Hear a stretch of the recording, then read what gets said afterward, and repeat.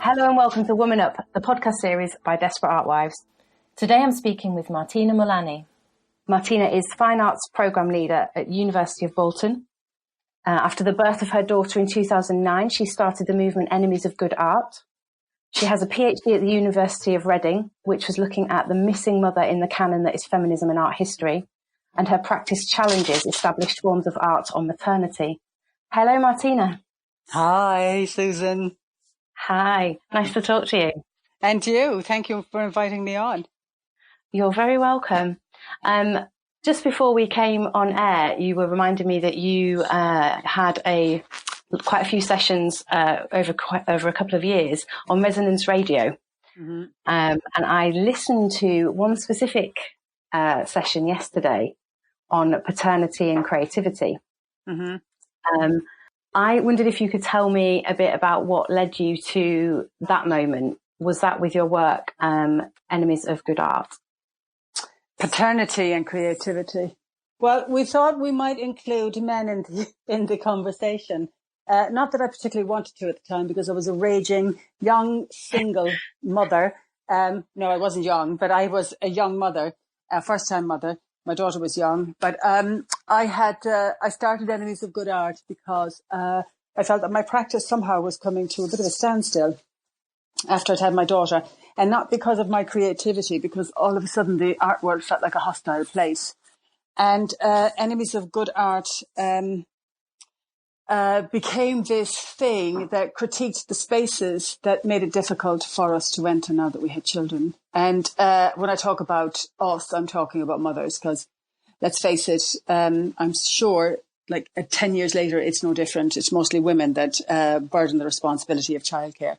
So the series of broadcasts you're talking about, Enemies of Good Art on Resonance 104.4 FM, went out on a Friday afternoon. And for a year and a half, we recorded conversations, live discussions in the studio with a range of women that were known, that were unknown, psychologists. We did a program on psychoanalysis. We looked at sociology. We looked at art practice for women who didn't have children, who did have children. We talked to women about when was a good time to have a baby. We talked to women who had babies. These are all artists.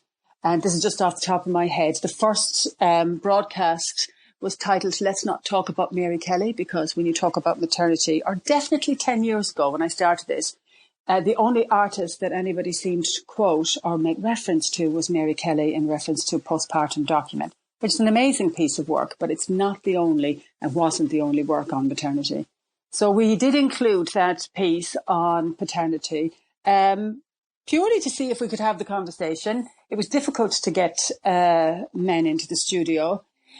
And I was being accused of being sexist at the time, but I didn't really care because I was a woman struggling. And lots of other women I were meeting were struggling too. And quite frankly, if men wanted to have the conversation about their art practices declining, they could get together in groups and do so. But they didn't need to, because their careers weren't declining like ours were. Or certainly they didn't seem to be meeting the obstacles that we as women were. That's completely what I picked up during listening to the chat yesterday, because I was drawn to it only because doing these podcasts where the podcast is for women and we only interview women. Mm-hmm. I've had people asking me about men's experiences, and Amy has the same running Desperate Art Wives. Mm-hmm. And I think men do need to be involved in the conversations around childcare, because if they don't, then maybe things will never change. But listening to the conversation yesterday, I have to say I laughed out loud quite a few times, because firstly the men that you were speaking to didn't really seem they were really frightened initially to say how hard it was, and then eventually they were kind of opening up and saying, yeah, it's really hard. And then also they started opening up and saying they weren't really at home most of the time, and they were still going out working, and they were still doing their thing. So I wasn't quite like, oh, okay, that's interesting. You know, that you've come on the show to talk about stopping your careers for childcare, but they hadn't really. Yeah, so it was interesting, and I thought you were very diplomatic during the conversation as well. You know, that series of broadcasts was an amazing creative experience because I didn't script or rehearse any of it. We gathered people together at short notice, and you can only do something like this on a public platform like Resonance that is Arts Council funded, that gave us total creativity. The only request they made of it was that we didn't swear, and we didn't swear, or at least I don't think we swore. But it not to belittle the men who came on, and I'm grateful to them, but of course their experiences were wildly different from ours. And it's not just about a group of men in the studio. It's about, you know, a whole patriarchal system that sets us up and pits us against each other and sets us up for a failure. Both men and women, I feel now, as we're coming into an era where discussions are being had more openly with men as well. But we can only have those discussions with men if they're willing to come to the table. And if they're not, then we continue to have the discussion without them. And that is, you know, always an issue when one brings up any discussion around feminism. Because unless, you know, all sides, and we're not talking about men and women anymore. We're talking about, you know, a gender neutral space as well, if we like. But we can't have the discussion unless everybody's willing to come to the table. Can I also say that I don't have my PhD from the University of Reading yet? Interestingly, I am having my PhD exhibition at Pineapple Gallery in Middlesbrough, which opens on Friday, the 24th of January. And hoping to submit shortly afterwards. And I would have submitted this summer, but I got a totally unexpected breast cancer diagnosis, which seems quite ironic, cruel, and well, I don't know what the other word for it. I just finished chemo, so my brain's not ticking over like it used to. But it seems to do this PhD, to carry out a PhD that I critiqued where I critiqued the canon of feminism and art history, and also looked at other modes and ways of making work that didn't concentrate on the body. My body should sort of like let me down at the end of it and give me this horrible diagnosis. I breastfed for 4 years. I'm not the woman that should have had breast cancer. Not that any woman should have breast cancer. But the PhD very much came out of Enemies of Good Art and all the research that I had been doing at the time, which was primary research where I was talking to women about their experiences. And I think I could have those conversations again and they wouldn't be that different. And to blow my own trumpet just a little bit, nobody was having that conversation until I started that conversation through Enemies of Good Art and all the other women who joined me in the conversation. And then Procreate Project and Desperate Art Wives and the Mothership Project in Dublin and Cultural Reproducers in Chicago. And lots of other things mushroomed up and out of that, which can only be a good thing. And it's a great thing. And I hope the conversation doesn't die when we've got enough, you know, when we've had enough time just banging the same drum over and over again. I didn't think I'd still be banging it, and my daughter's nearly 11, and I started it, you know, thinking about it when she was strapped to me at 3 months. But, you know, there you go. I'm still having the conversation with myself. And the artwork has changed, and the artwork has sort of evolved out of all of that, because primarily I'm still an artist. I wanted to draw back to your artwork, actually, because when I was looking at your earlier work to see kind of the progression that you'd made, some people talk about this drastic shift that you had when you had your daughter. However, I don't know if that's how you feel about it, but looking as an outsider in, you know, the photographic work that I know from you, like Turn In and Dinner for One, you know, these are very domestic scenes within this work. So it doesn't seem that big a shift to me. But perhaps that's because of where I'm seeing it. I don't know. How did it feel for you? Well, I finished another piece of work after those two you've mentioned called Countdown, and they were all photographic series of works I had come out of years of photography education. And I left the RCA in 2004. I didn't know my arse from my elbow. I really did not know which way I was going to turn creatively. I think we can get away with that word on Desperate Art Wives podcast. Yeah. But I hadn't really a clear understanding of my practice, and I hadn't done what I'd hoped to do. And it wasn't because of the institution. If anything, I was quite starstruck and went to everything that was possible. But I was also having certain successes at the time. And I wasn't fully engaged in the process of the MA, to be fair. But the PhD has managed to untangle an awful lot of that for me. I've always had a strong interest in politics and social concerns. And my first degree was in documentary photography. But I've come full circle, I think. And while photographically I'm still working with photography, installation, and performance now, and I did some video. But what's important is that I found a way of opening up my practice. I didn't want to come out of a medium specific or an education in medium specificity, and I felt that it was a bit constrained. I wanted to make work that included a range of possibilities in terms of how one produces work. And the show at Pineapple Black will include installation, but a lot of photography, but projections. There's a huge floor piece. There's even some video work, and there's a performance that'll happen on the night. And those early pieces of work were very much rooted in a sense of being, and a particular sense of being, and a particular sense of feeling a degree of isolation as somebody who had experienced a profound effect of immigration. And I was an immigrant in the early 90s, sorry. And coming to terms with what that meant, I left a white Western country and went to another white English-speaking Western country. What could be different? But actually, the cultural differences were massive, and it took a long time for me to get my head around that, and indeed get to know people on a particular level. But I feel also that motherhood can do the same sort of thing to you. It's kind of it's almost like a psychological, geographical shift, that you enter a different sort of like space that doesn't separate you from all the other people around you that don't have children. Absolutely not. I've never felt that separation, but there is a particular loneliness to sort of like getting on with motherhood, particularly in a city like London, which I've had to leave because I couldn't do the juggle of single motherhood. I wasn't single to start off with, and that was a massive disappointment to me. But to struggle with the city and also struggle with singledom and motherhood was just too big. And so I now live in North Yorkshire, where it's all more manageable. And I commute to Bolton for my post in the fine art department there. And Bolton University, I'm going to plug them a little bit because they're amazing, and they've been amazing through this recent diagnosis. And I started the job just as I was taking on chemotherapy. But they've also supported the show in terms of production, Pineapple Black. But to find those posts that fit in with your life as an artist, and I've made enough work now through the PhD to sort of like take on full-time employment. But the juggle of motherhood is still ongoing. The practice, I don't feel, has drastically changed. There hasn't been a major paradigm shift. I'm still dealing with the same issues, but how I do it has slightly altered, and I quite like that change. There's only so many square, aesthetically pleasing photographs one can make in her lifetime without feeling the need to move on.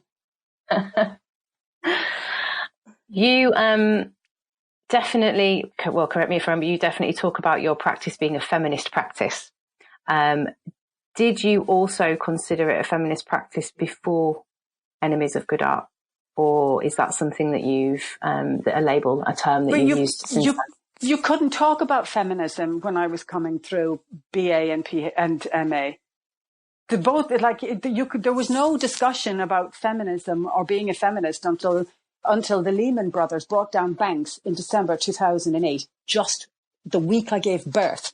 We had, we had world recession was about to kick in, and I had a horrible gut feeling that things were about to become very difficult. But you couldn't talk about feminism when I was doing my undergraduate and finished in 98. Nobody wanted, it was a dirty word.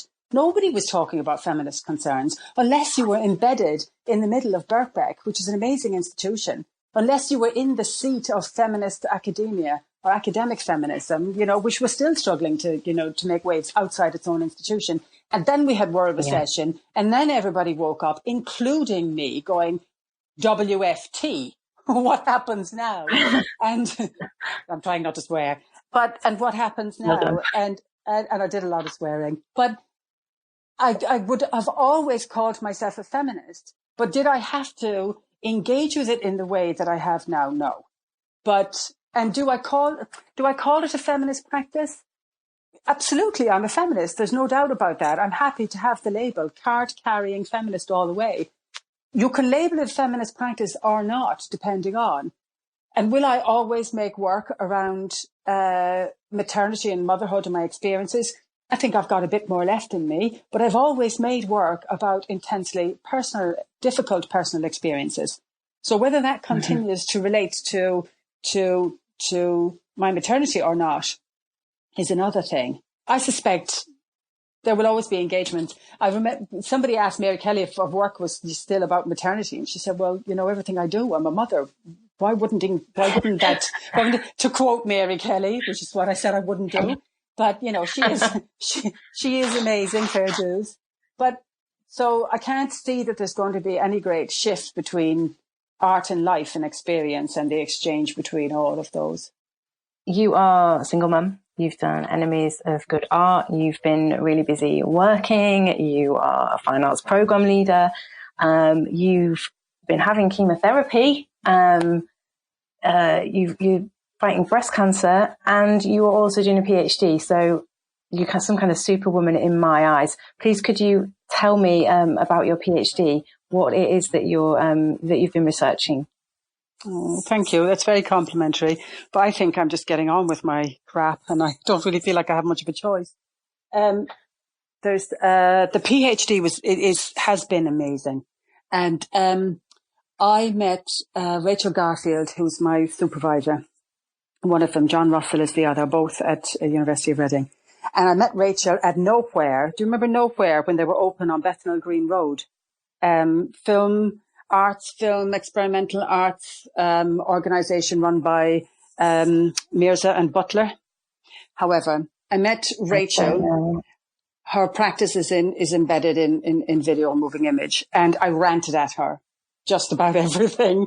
And she said to me, "Okay, we need to talk." And I also, I talked about the need and the want and the desire to do a PhD, because I knew there was something there that I needed to get my teeth into. And also I thought it would be really helpful in terms of unpicking the problematics in my practice. So to cut a long story short, I started the PhD part-time with Rachel, and then managed to get funding, and then had the pleasure of being funded for 3 years at Reading. And it's been an incredible experience. But for me, and Rachel has always said this, finding a supervisor that you can connect with, that understands where you're coming from, because the relationship is quite an intense one. And Rachel and I have formed what can only be described as a beautiful friendship through this PhD. But she has been incredible. And I did say to her one evening, feeling quite emotional, that, and this was after the talk of Jacqueline Rose, her recent book on mothers at Birkbeck. She did a book launch and talk with Amber Jacobs. But I said that meeting her, was a moment that I felt like when my life had changed. Because to start the PhD, giving, the difficulties I was not only having in trying to figure out where my practice is going, but actually the difficulties in actually trying to bloody practice. Given that, if you're unemployed or self-employed, trying to run an art practice on thin air is pretty difficult. On top of the feeling that everything you do is an obstacle. There's an obstacle in your way because of lack of state-funded childcare, and I can go on and on. And also the assumptions that you're going to be somehow, useless once you've had children, because you're going to be either too dedicated to them or not be able to do it because it's so bloody difficult.